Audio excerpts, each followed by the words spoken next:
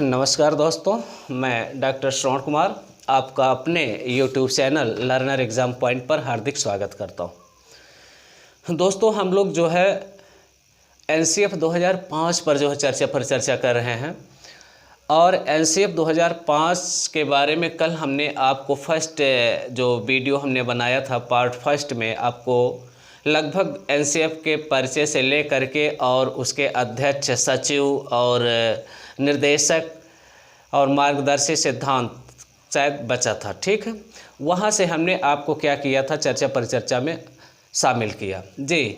हाँ, तो NCF 2005 के मैंने बताया था आपका अध्यक्ष कौन थे, तो प्रोफेसर यशपाल जी, और देखेंगे निर्देशक कृष्ण कुमार और सचिव जो थी NCF 2005 की श्वेता उत्पल थी। इस सब पर हमने चर्चा परिचर्चा फर्स्ट वीडियो में कर चुके हैं। आज जो हम आपसे चर्चा परिचर्चा करने वाले हैं उसमें जो है NCF 2005 के मार्गदर्शी सिद्धांत क्या हैं और NCF 2005 सुझाव क्या दिया था और NCF 2005 की आवश्यकता क्यों पड़ी, इस पर जो है हम आपसे चर्चा परिचर्चा करने वाले हैं। तो चलते हैं देर न करते हुए NCF 2005 पर। तो यहाँ पर देखेंगे NCF 2005 के मार्गदर्शी सिद्धांत। तो यहाँ पर प्रश्न हो जाएगा राष्ट्रीय पाठ्यचर्या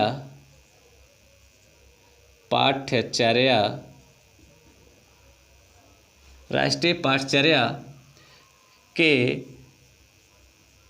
रूपरेखा के मार्गदर्शी सिद्धांत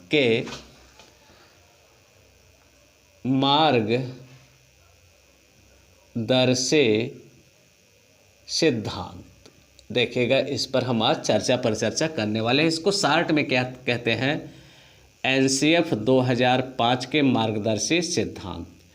NCF 2005 के मार्गदर्शी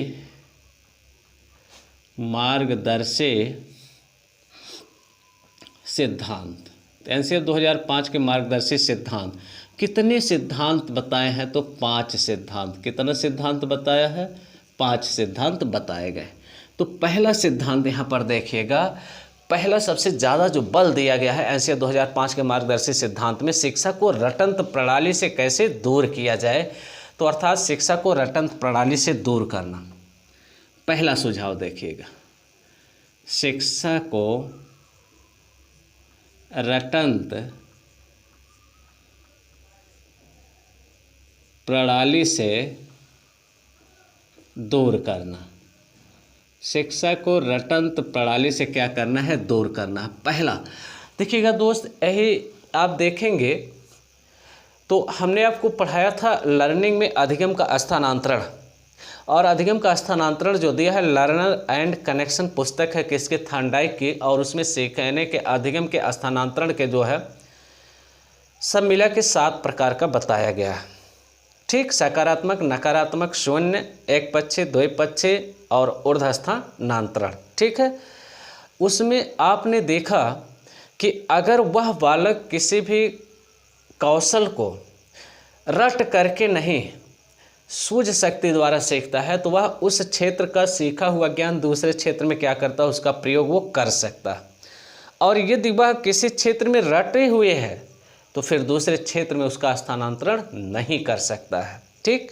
और आप देखते हैं कि यहाँ पर कई बार प्रश्न पूछा भी जा चुका है कि थार्नडाइक का जो सिद्धांत है वो रटने पर ज़्यादा बल देता है, और जो कोहलर का सूझ और अंतर्दृष्टि का सिद्धांत है वो बालक की सूझ शक्ति के विकास पर बल देता है। तो यहाँ कहने का से ये है कि छोटे छोटे बच्चों को जो है वो रटाने पर बल ना दिया जाए, वरन उनको स्वतंत्रता दिया जाए। वो बच्चे स्वयं किसी कार्य को करके सीखें और उससे जो उनको अनुभव की प्राप्ति होगी दोस्त, वो उनकी LTM स्मृति में जाएगा, अर्थात लॉन्ग टर्म मेमोरी में बहुत दिनों तक वो क्या बनी रहेगी दोस्त, उनकी मेमोरी में वो चीज़ें बनी रहेंगी। और उससे मिलती जुलती यदि कोई समस्या भविष्य में है तो उस समस्या के माध्यम से भविष्य में जो भी समस्या है उसके सामने आएंगे, उसको हल करने का वो क्या करेगा, प्रयास करेगा।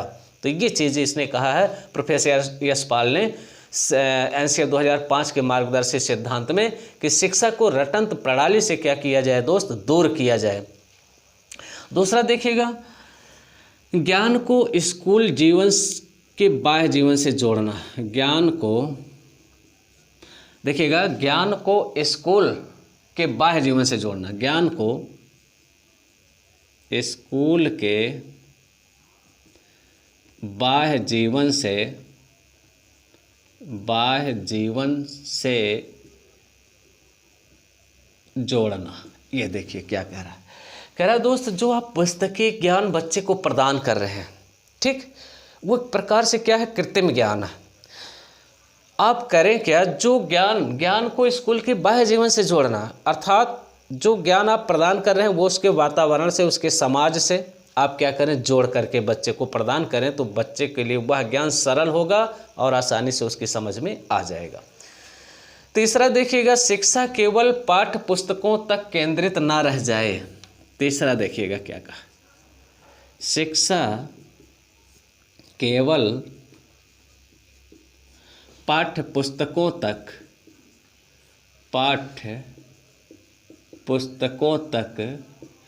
ना केंद्रित रह जाए।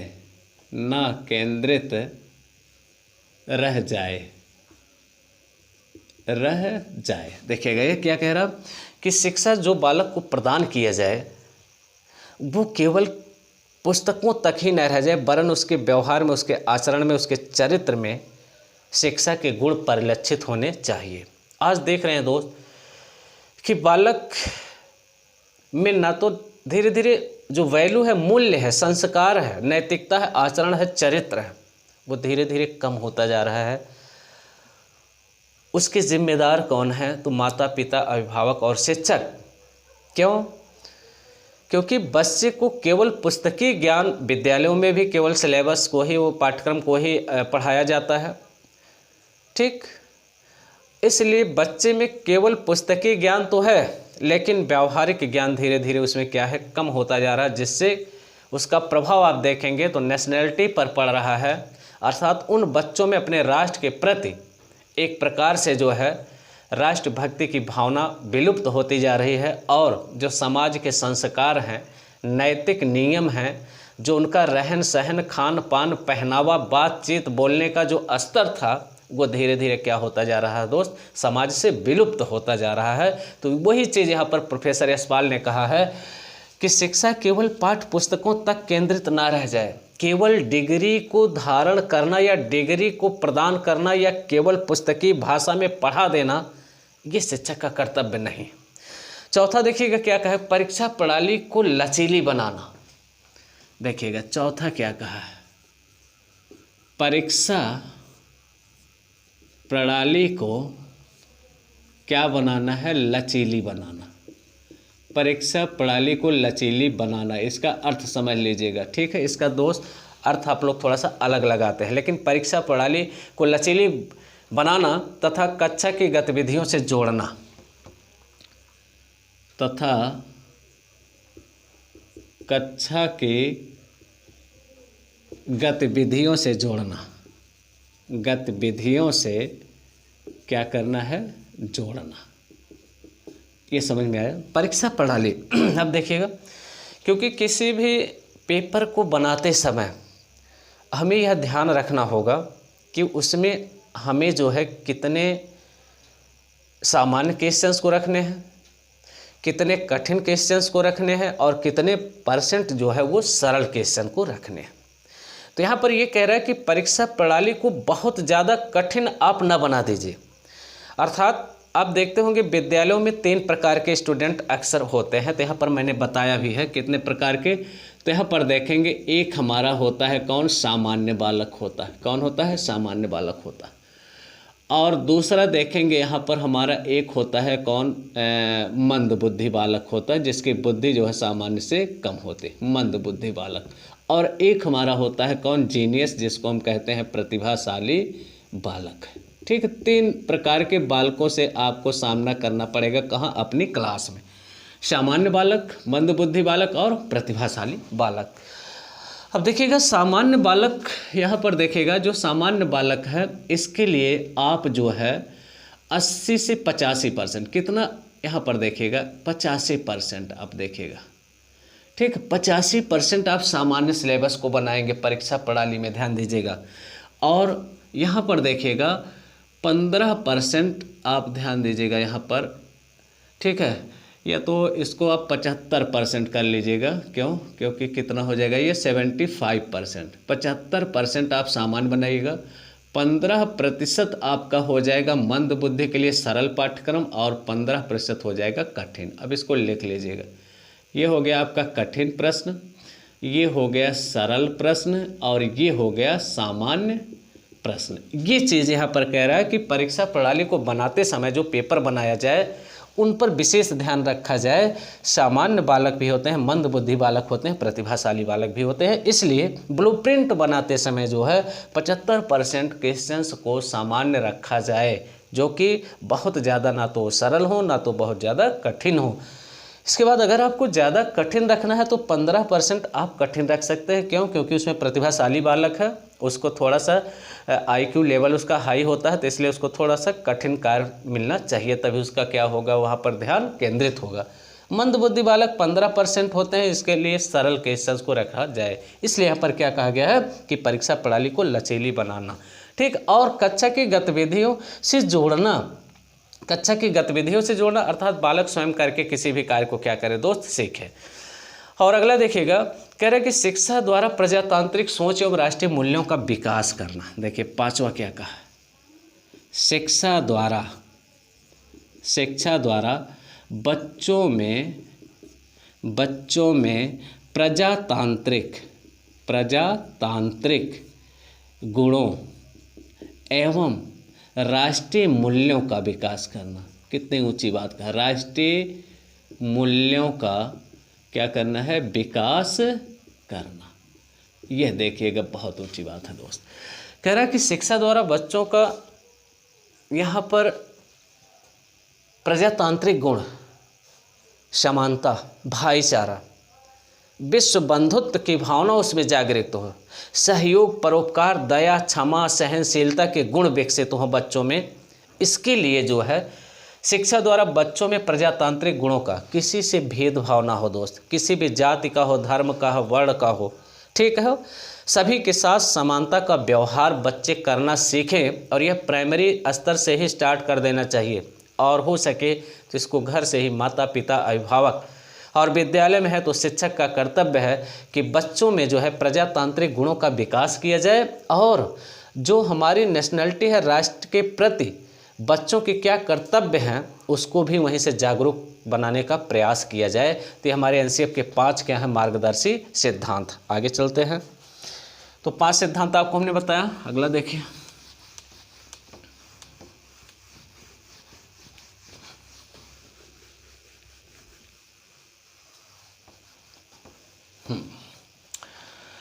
अगला देखिएगा, सुझाव क्या दिया है। NCF 2005 के सुझाव, NCF 2005 के सुझाव क्या क्या दिया है, इसको देखिएगा। सुझाव पर चलेंगे क्योंकि बहुत ज़्यादा सुझाव है, इसलिए थोड़ा सा हम फास्ट चलने का प्रयास करेंगे।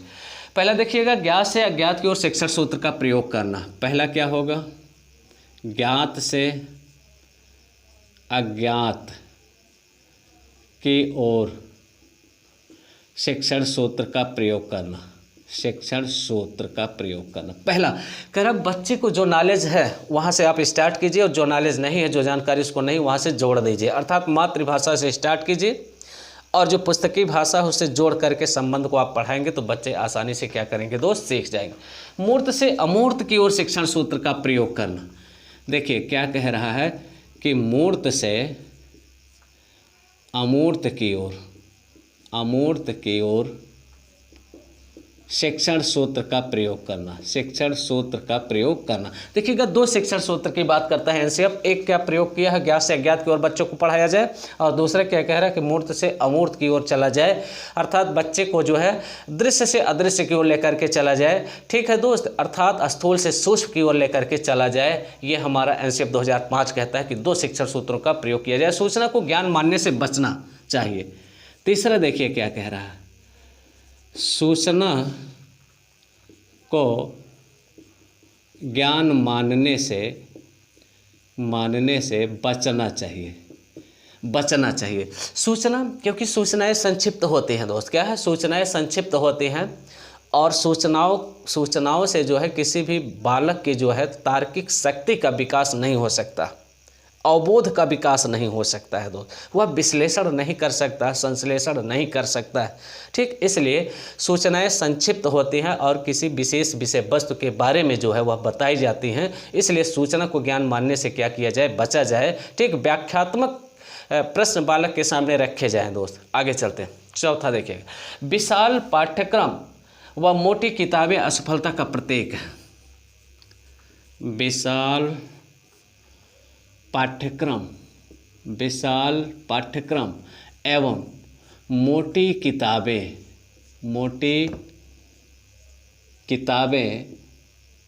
असफलता का प्रतीक है। किसका प्रतीक है? असफलता का क्या है? प्रतीक है। देखिए क्या कह रहा है कि विशाल व मोटे पुस्तकें और लंबे पाठ्यक्रम 10-10 यूनिट 20-20 यूनिट इकाइयों का पाठ्यक्रम, ये केवल बालक के ऊपर बोझ का कार्य करता है, ना कि उसकी सूझ शक्ति का विकास करता है। क्यों? क्योंकि जब तक मैच्योरिटी नहीं आएगी बालक में तब तक अधिगम नहीं होगा, जब तक अधिगम नहीं होगा तब तक विकास नहीं हो सकता है। इसलिए बालक कि आयु क्या है, रुचि क्या है, योग्यता क्या है, क्षमता क्या है। ठीक है, इस सबको ध्यान में रखते हुए जो है पाठ्यक्रमों का निर्माण किया जाए और मोटी मोटी किताबों से जो है वो बचा जाए दोस्त।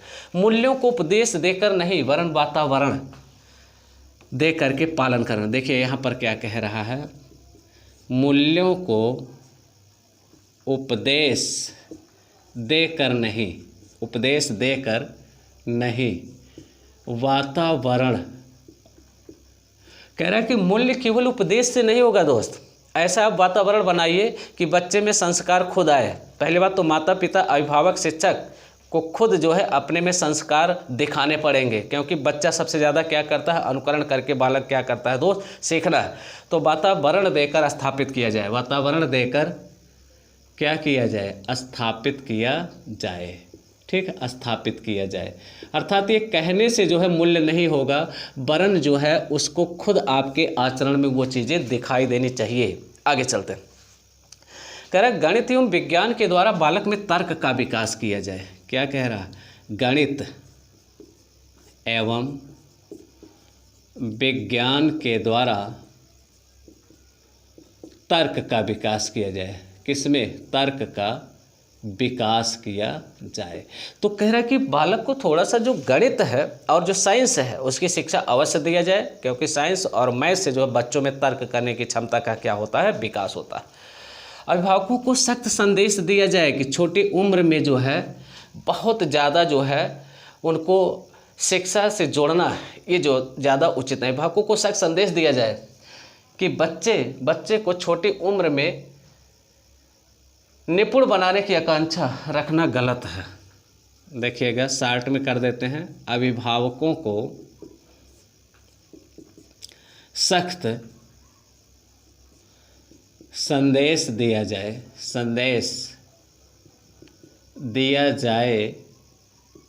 कि छोटी सी उम्र में, किस में दोस्त? छोटी सी उम्र में निपुण बनाने की इच्छा ना रखे। अर्थात उसकी आयु क्या है अभी, ठीक, उसको ध्यान में रखते हुए बालक को जो है मोटिवेशन और उसके लिए पाठ्यक्रमों का निर्धारण करें। छोटी सी उम्र में बहुत ऊंची चाहत ना रखें। ठीक है, ये यहाँ पर कहा है, उसका विरोध किया है दोस्त। आगे चलते हैं।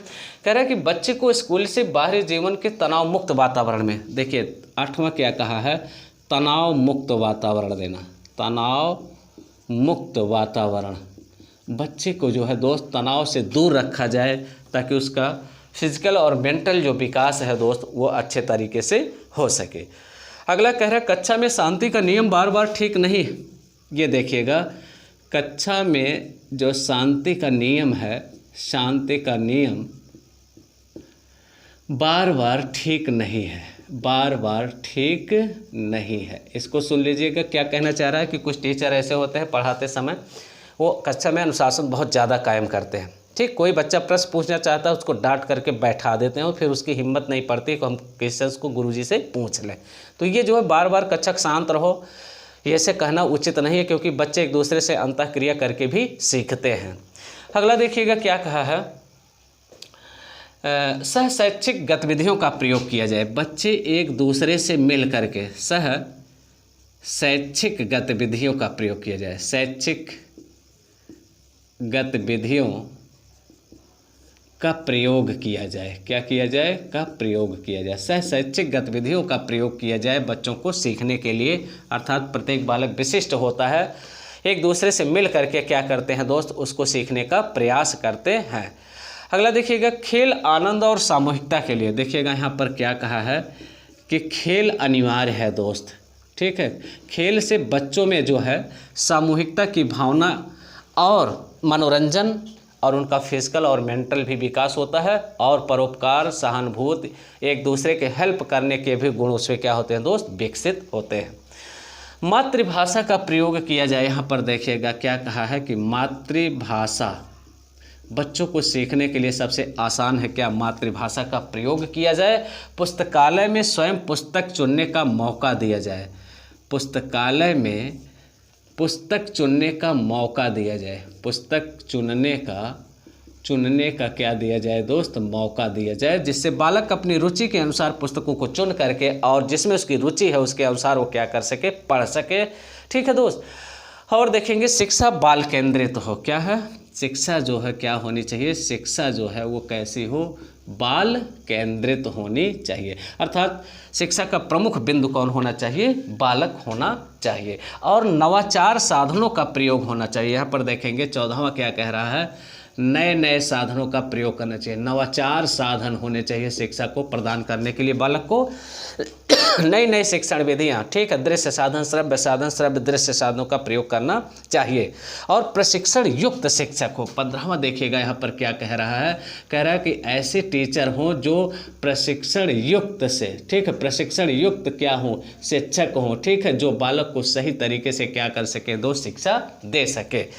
ठीक। और देखिएगा यहाँ पर कह रहा है कि शिक्षक के सभी संसाधन समय पर पहुँचा दिए जाए। यहाँ पर देखिएगा क्या कह रहा है, 16वां देख लीजिएगा, शिक्षक के जो भी संसाधन हैं, शिक्षक के सभी संसाधन समय पर पहुंचा दिए जाएं। समय पर क्या कर दिए जाए, पहुंचा दिए जाए दोस्त। अर्थात उसका जो दृश्य साधन है, श्रव्य साधन है, चाक है, डस्टर है, ब्लैक बोर्ड है, दृश्य श्रव्य साधन सामग्रियां जो हैं, मैप है, मानचित्र है, इसको समय पर विद्यालय पर पहुंचा दिया जाए ताकि बालक को पढ़ाने में शिक्षक को कोई असुविधा महसूस ना हो।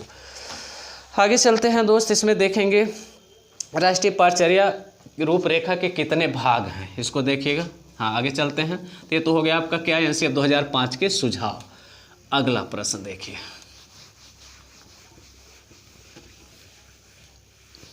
अगले प्रश्न पर चलते हैं हम लोग। अगला प्रश्न, राष्ट्रीय पाठचर्या की रूपरेखा के कितने भाग हैं। तो यहाँ पर देखिएगा, राष्ट्रीय पाठचर्या के रूपरेखा के भाग। तो यहाँ पर देखिएगा राष्ट्रीय पाठचर्या की रूपरेखा के कितने भाग हैं, 5 भाग है। पहला क्या है, परिप्रेक्ष्य या प्रस्तावना। परिप्रेक्ष्य है, इसी को कहते हैं प्रस्तावना, ध्यान दीजिएगा। और इसी को कहते हैं परिचय, ठीक है, इसी को कहते हैं भूमिका। अर्थात किसका है ये, एनसीईआरटी 2005 का, इसमें परिचय दिया गया है, क्या क्या चीज़ इसमें शामिल दिया। दूसरा देखिएगा सीखने का ज्ञान। यहाँ पर देखिएगा दूसरा जो इसमें है, सीखने का ज्ञान। ध्यान दीजिएगा, कैसे कैसे सिखाया जाए और कैसे बच्चे सीखते हैं उसको इसमें बताया गया है दूसरे पार्ट में। और पाठचर्या का क्षेत्र एवं आकलन, पाठचर्या का क्षेत्र एवं आकलन, अर्थात क्या क्या इसमें पाठचर्या है उसका मापन और मूल्यांकन कैसे आप करेंगे। और विद्यालय व कक्षा का वातावरण कैसे रखा जाए, ये चौथा है आपका। विद्यालय एवं कक्षा का वातावरण कैसा होना चाहिए, कक्षा का वातावरण कैसा हो। ठीक है दोस्त, इसकी चर्चा जो है चौथे भाग में किया गया है। और 5वां और अंतिम भाग देखें, व्यवस्थागत सुधार प्रबंधन इसमें है। व्यवस्थागत गत सुधार पर चर्चा इसमें किया गया। तो पहला है इसमें राष्ट्रीय पाठ्यचर्या की रूपरेखा में जो है पहला परिप्रेक्ष्य प्रस्तावना परिचय दिया गया है। सीखने का ज्ञान होना चाहिए, कैसे कैसे बच्चे सीखते हैं उसका ज्ञान यहाँ पर दिया गया है। पाठ्यचर्या का क्षेत्र और आकलन कैसे आप करेंगे, विद्यालय और कक्षा का वातावरण कैसा होना चाहिए, और व्यवस्थागत अर्थात प्रबंधन तकनीकी कैसे कैसे कौन से संसाधन की आवश्यकता पड़ती है और कैसे कैसे संसाधनों की व्यवस्था की गई है, इसमें जो है आपको दिया गया है। आगे चलते हैं दोस्त, इसमें कुछ क्वेश्चंस और भी हैं। एनसीएफ 2005 बल देता है, ठीक है, आवश्यकता क्यों पड़ी इस पर भी है। तो इसमें से कुछ छोटे छोटे क्वेश्चंस हैं जो कल छूट गए थे, उस पर भी हम लोग चलते हैं। तो अगला प्रश्न देखिएगा यहाँ पर, अगला पूछ रहा है यहाँ पर एनसीएफ 2005 के समय मानव संसाधन विकास मंत्री कौन था। एनसीएफ 2005 के समय मानव संसाधन विकास मंत्री, मानव संसाधन विकास मंत्री कौन थे, तो मुरली मनोहर जोशी, मुरली मनोहर जोशी। ध्यान दीजिएगा दोस्त, एनसीएफ 2005 के समय डॉक्टर मुरली मनोहर जोशी जो है एनसीएफ 2005 के समय जो है मानव संसाधन विकास मंत्री थे। मोटी किताबें सफलता का प्रतीक है, किस पे कहा गया है। मोटी किताबें असफलता का प्रतीक है, असफलता का क्या है, प्रतीक है। ये किसने कहा है, तो एनसीएफ 2005 में कहा गया। किसमें, एनसीएफ 2005 में कहा गया। अगला प्रश्न को देखिएगा, कह रहा है कि लिंग पक्षपात व जेंडर विभेद का विरोध किया है कौन। लिंग पक्षपात एवं जेंडर विभेद, जेंडर विभेद का विरोध किया है कौन, विरोध किया है दोस्त, यहाँ पर ध्यान दीजिएगा। तो एनसीएफ 2005, ठीक है, जो बालक और बालिकाओं में विभेद करते हैं दोस्त, ठीक है, भेदभाव करते हैं, बच्चे को जो लड़के को ज़्यादा सम्मान और लड़कियों को कम सम्मान दिया जाता है, उसका विरोध करता है कौन, एनसीएफ 2005। सीखना स्कूल के अंदर और बाहर दोनों होता है, कौन कहा है। सीखना स्कूल के अंदर एवं बाहर दोनों होता है, ये किसने कहा, दोनों होता है। तो ये कौन कहा है, एनसीएफ 2005 कहा है कि सीखना स्कूल के अंदर भी होता है, बाहर अर्थात औपचारिक शिक्षा के द्वारा भी बालक सीखता है और अनौपचारिक जो घर परिवार समाज से भी उसको प्राप्त होती है शिक्षा, रेडियो टेलीविज़न इंटरनेट, उससे भी बालक का क्या होता है, ज्ञान में वृद्धि होती है। बच्चा कोरी स्लेट कोरा कागज़ कोरी पटिया नहीं है, ये किसने कहा। बच्चा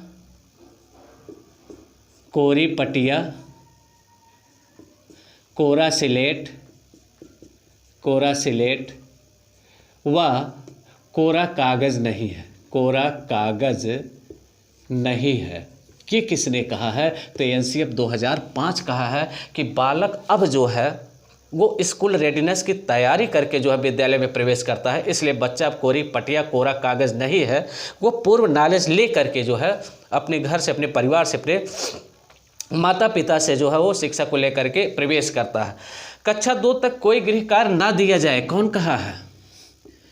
कक्षा 2 तक गृह कार्य ना दिया जाए, ये किसका सुझाव, ना दिया जाए।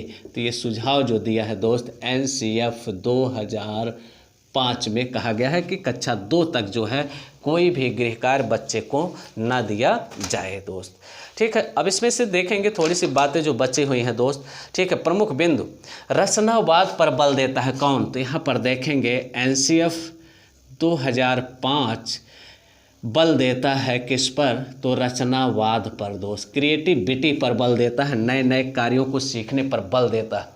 बिना बोझ के शिक्षा देने का वादा कौन करता है दोस्त, यहाँ पर देखिएगा, बिना बोझ के शिक्षा देने का वादा कौन करता है, तो एनसीएफ 2005 करता है, बिना बोझ के शिक्षा देने का वादा करता है। आगे देखेंगे तो यहाँ पर देखेंगे दंड का विरोध करता है कौन, यहाँ पर देखिएगा दंड का विरोध करता है कौन, विरोध करता है तो दंड का विरोध करता है कौन, एनसीएफ 2005 5 जो है क्या करता है, दंड का विरोध करता है। आगे देखेंगे इसमें एनसीएफ 2005 आलोचनात्मक शिक्षा पर बल देता है। ज्ञान प्राप्त नहीं होता है, ज्ञान की रचना करनी होती है। ठीक, ज्ञान प्राप्त नहीं होता है, ज्ञान की रचना करनी होती है। ये देखिएगा कौन कहा, ज्ञान प्राप्त नहीं होता है वरन नहीं होता है वरन ज्ञान की रचना करनी होती है। ये कौन कहा है, तो एनसीएफ 2005 कहा है। ठीक है दोस्त, तो नमस्कार। जैसा भी होगा आप लोग कमेंट के माध्यम से बताइएगा दोस्त। अगर ऐसे आप लोगों को पसंद आ रहा है तो फिर इसी प्रकार से हम पढ़ाएं, और नहीं तो जैसे हम पहले चल रहे थे पहले लिख करके। ठीक है, वैसे ठीक है, जैसा भी होगा आप लोग कमेंट के माध्यम से बताइएगा। नमस्कार।